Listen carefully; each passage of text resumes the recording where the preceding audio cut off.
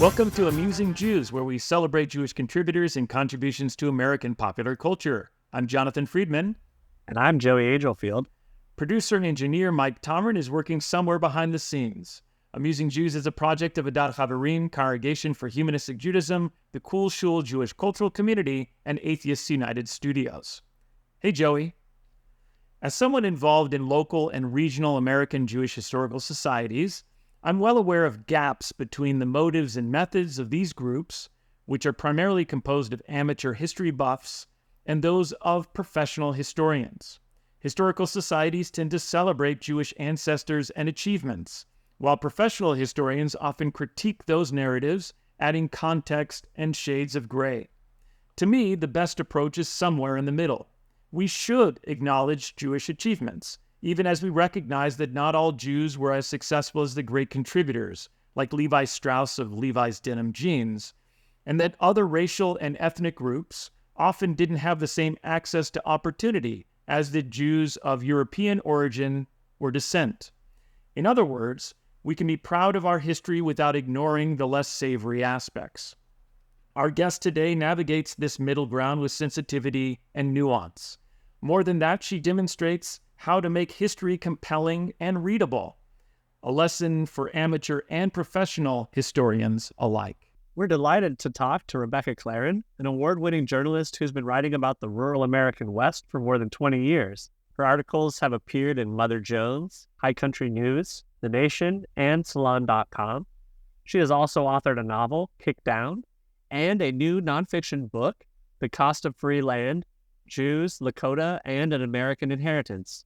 Rebecca, welcome to Amusing Jews. Thank you for having me. So, as a journalist, you've covered rural communities, immigration, Native American issues, and the environment for over 2 decades. What draws you to those types of subjects? I don't know.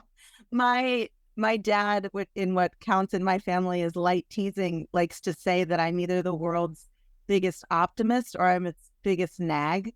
And I think there's something to that, but I don't know. I know that I was raised in a home that there was a lot of pressure there's that Jewish idea of tikkun olam. So no small thing like, what are you going to do to make the world a better place? And I think finding stories that, to me, feel that there's a should there, that there's something big to me that's going on that isn't being paid attention to. I'm always really attracted to those stories.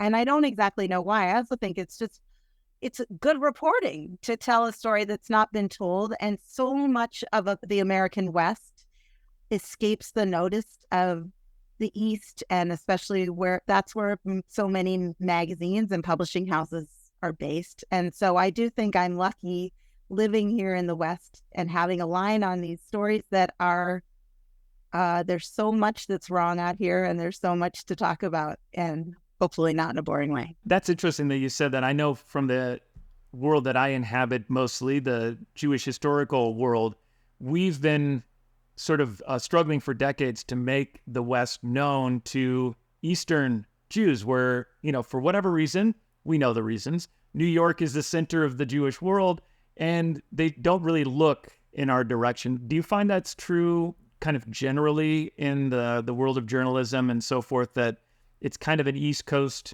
thing? I mean, I think that can be true, but I actually think I've been mostly a freelance journalist for most of my career, and I would every year go to New York City feeling like I was like carrying my wares around of like babushkas for sale as I would go visit editors in their fancy New York offices and pitch them my ideas and stories. And in a way, I think it helped me as a young journalist in particular that I had an understanding of complicated land and water policy in the West, because it wasn't something they were hearing about very often. What to me was a very well-known issue or story out here they'd never heard of. So, yes, the answer is yes, I agree with you.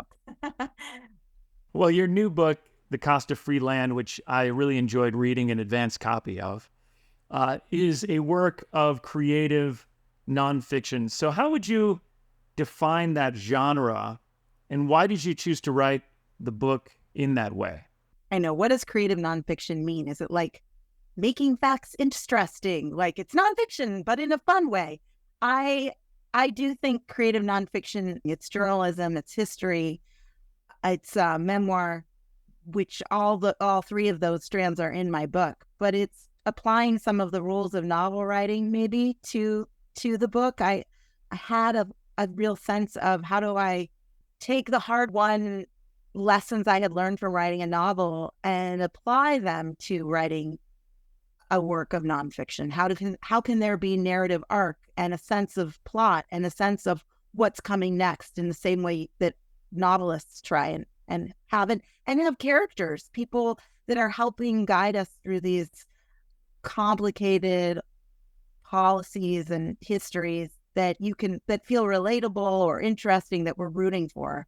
And I didn't have to make these people up. They really exist. They really are this way. But finding them and telling their stories in the book, I suppose, is part of what makes this creative nonfiction.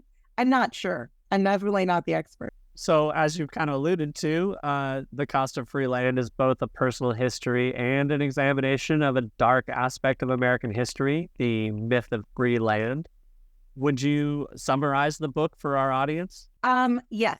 This is an entangled history it's an investigation of my personal stories about, and my family's personal stories about, our Jewish homesteading ancestors on the South Dakota prairie and their entangled histories with their Lakota neighbors. Because growing up, I had all sorts of incredible stories about my ancestors. My Uncle Louis could stand on the back of a horse. My great-great-grandmother, Fega Etka, would crack the ice of the creek behind her house and do a mikvah in that cold, cold water in the middle of the winter on South Dakota. And yet no one ever told me the stories of what all the benefit that our family got from that free land, which I really show in the book, becomes a lot of the foundation of our future wealth, because my family would get money, loans and mortgages off the value of that land, which helped them start other businesses and move away. But how that free land that we were given by the federal government, all the ways that came at great cost to Native Americans. And that story, I think, is replicable across the nation in terms of homesteading. The book doesn't just tell this entangled history, it also grapples with what we living today, those of us who have benefited from United States policies of taking Native land and trying to assimilate Native people also to be able to take their land, what we can do about that today, because we don't really have good federal models. There's hardly been any public apology from the United States for their actions. And we don't tell this history even to our children most of the time in public schools. So there's also a grappling. I use a Jewish lens to grapple. I did 3 years of study with my rabbi, looking at ancient Jewish texts and contemporary rabbis who are interpreting those texts for how do we as Jews, those of us who've been so oppressed and continue in many cases to be so oppressed, what's our responsibility towards others who've been oppressed, and what do we do about it? Yeah, the ethnic homesteading, I think when we talk about the immigrants who come to America and are able to settle these plots of land that they wouldn't have had access to in Europe, I mean, in part, that's a beautiful thing. And then you think, wait a second, that land really wasn't theirs. And there is that kind of complicated relationship that I think a lot of and you talk about this in your book, your family and other immigrant homesteaders didn't really acknowledge the fact that this land belonged to someone else before it was given to them by essentially a government that stole it.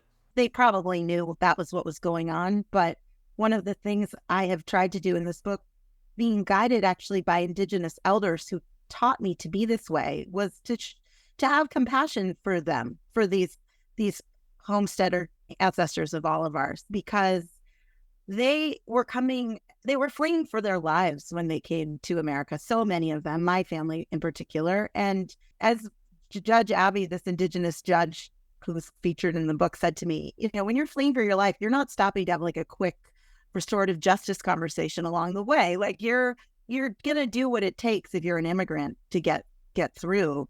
Kathy Park Hong in her book, Minor Feelings, which is such a good essay collection. She talks about this too, in a very different setting of her Asian American family. But that, immigrants do what it takes to get through, and they have a real eye on safety. That doesn't always make them great parents, but they are going to do what it takes to get by. And that might mean not paying attention to the fact that someone else is having a hard time in benefit to them.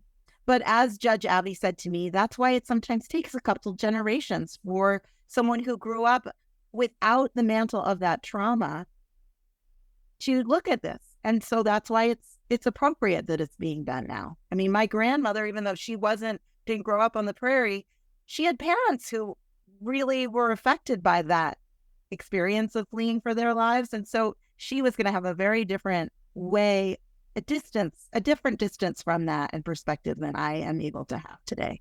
Right. And there is a parallel in American Jewish historical studies too, where increasingly Jewish historians of the American West are doing exactly that. I think we're far enough removed from that moment of trauma, escape, liberation, that narrative and everything that came with that to revisit and add some shades of gray into that narrative.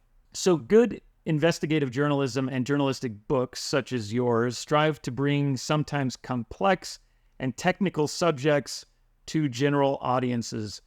To me, this makes journalism a part of the popular culture ecosystem broadly understood. And I'm wondering if you've ever thought of your work in that way. I love this question because no, I never have.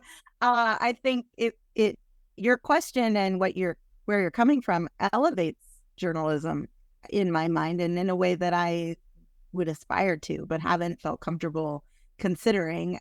I have always considered my job as a reporter to take very complicated, boring on their face policies, history lessons, and show how have they really played out in real people's lives? What does it look like when oil and gas, a very boring oil and gas policy, what does that mean on the ground for a rancher and a very specific person?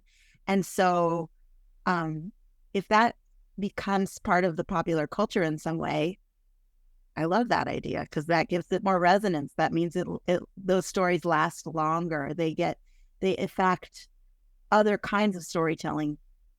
Yeah, I was going to say that too. I think your way of telling stories and just focusing on you and your own writing and journalism, maybe, more broadly.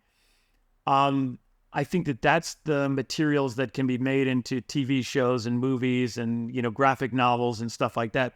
Whereas the stuff that I write, the really nerdy academic stuff, it only appeals to a handful of people and will kind of remain in that silo forever. And I'm okay with that.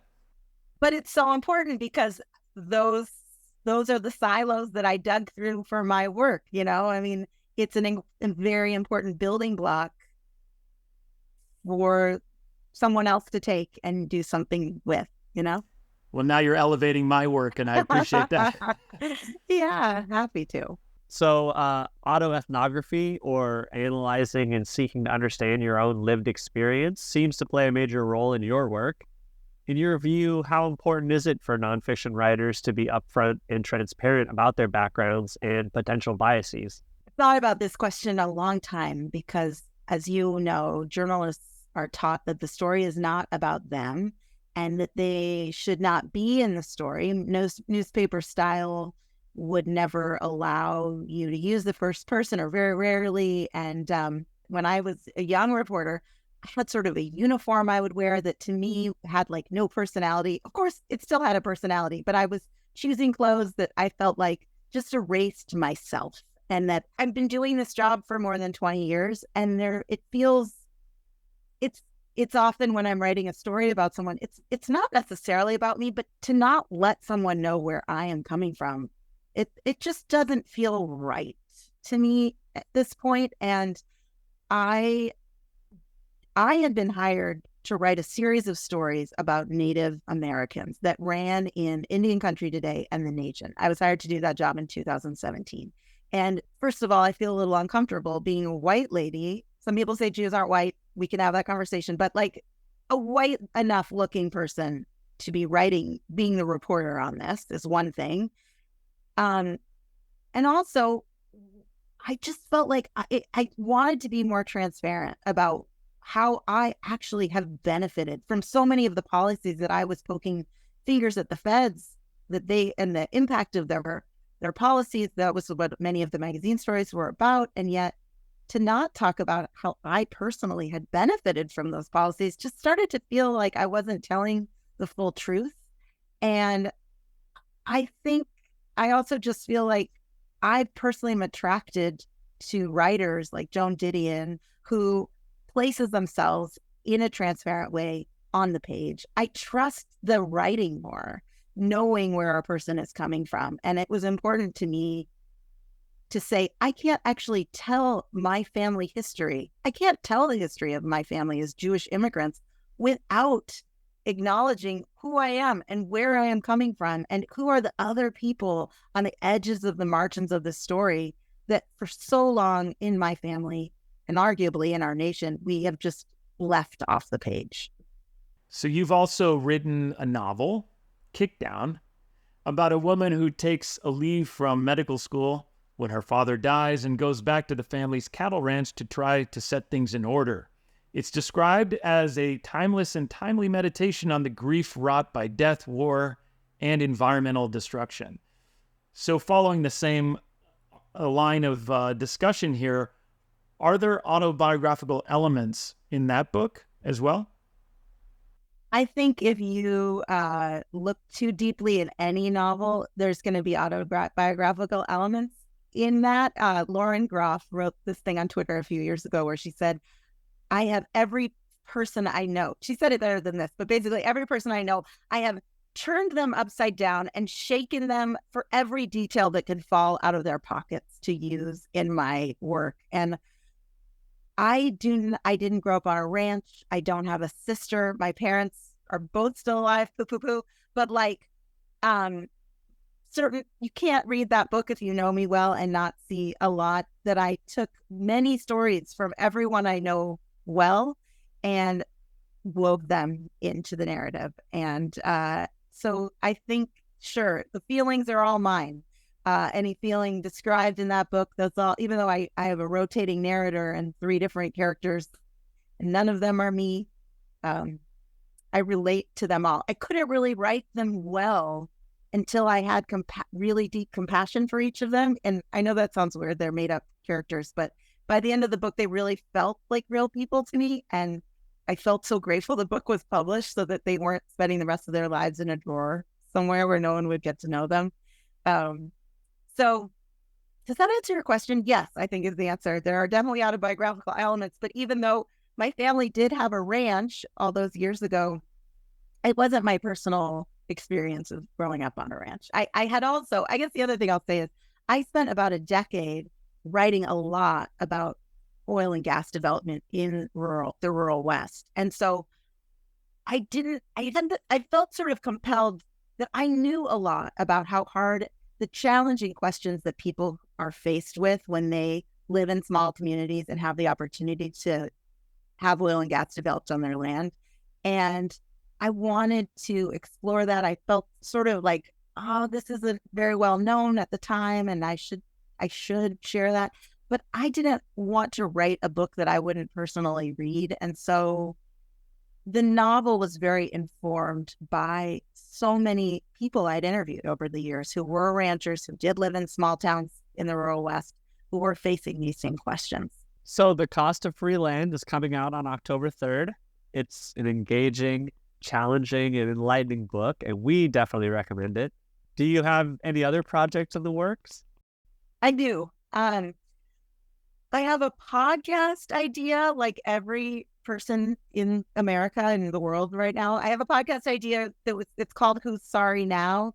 Stories from the Front Lines of Apology and Repair. And, podcasts aren't really getting made very often, not to say, in general. So we'll see. That might happen. I have a new creative nonfiction book idea, but I have to say I feel a little like I'm groping in the dark a little towards the idea. I have a bunch of books I need to read, but it would be, I can just say it's another entangled history of two things, not having anything to do with Jews or Native Americans, but that I'm very curious of this thing. If you take two histories and you put them side by side, and you've never thought of those two things next to each other before, can you see a depth of an injustice in federal policy by seeing the ways that the feds have very clearly picked and chosen winners and losers in certain political arenas? So without giving my idea away, that's kind of what I'm working on for next. Well, thank you so much for joining us, Rebecca. Thank you for having me. I'm delighted to be here. And to our audience, now back to your regularly scheduled lives. Amusing Jews is here to amuse you. If you like being amused, go ahead and click like and subscribe.